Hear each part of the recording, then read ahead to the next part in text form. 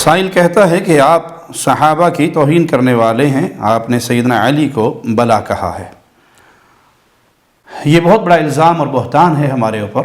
ہم الحمدللہ صحابہ کا دفاع کرنے والے، صحابہ کی عظمت کے جھنڈے گاڑنے والے، اور ہماری سینکڑوں تقریریں اس چیز پر گواہ ہیں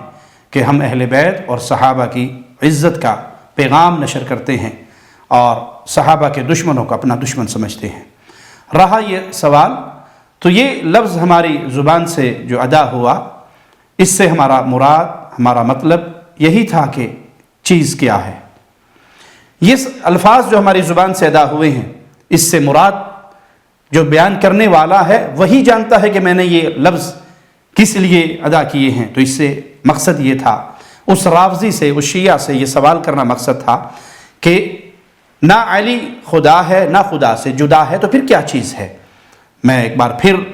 اپنے الفاظ کو دہراتا ہوں کہ ہم تمام صحابہ کی عزت کرتے ہیں، ان کی عزت کی، ان کے دفاع کی، ان کے ناموس کی جنگ لڑتے ہیں، اور تمام اہل بیت کی عزت کرتے ہیں۔ صحابہ کی ادنا سی توہین، اہل بیت کی ادنا سی توہین، خاص طور پہ سیدنا علی کی، مولا علی کی ادنا سی توہین کو ہم حرام جانتے ہیں، ایسے کرنے والے کو کافر جانتے ہیں۔ میں اپنے اللہ سے معافی کا سوال کرتا ہوں کہ اگر میری زبان سے کوئی ایسا لفظ نکلا جس سے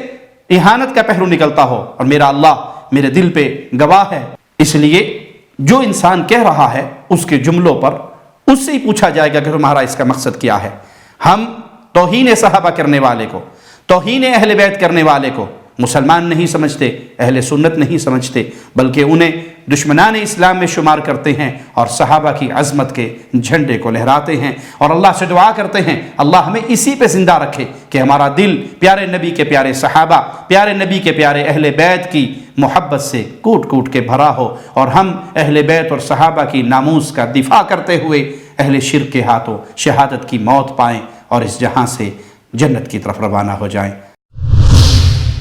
كنتم خير أمة أخرجت للناس تأمرون بالمعروف وتنهون عن المنكر وتؤمنون بالله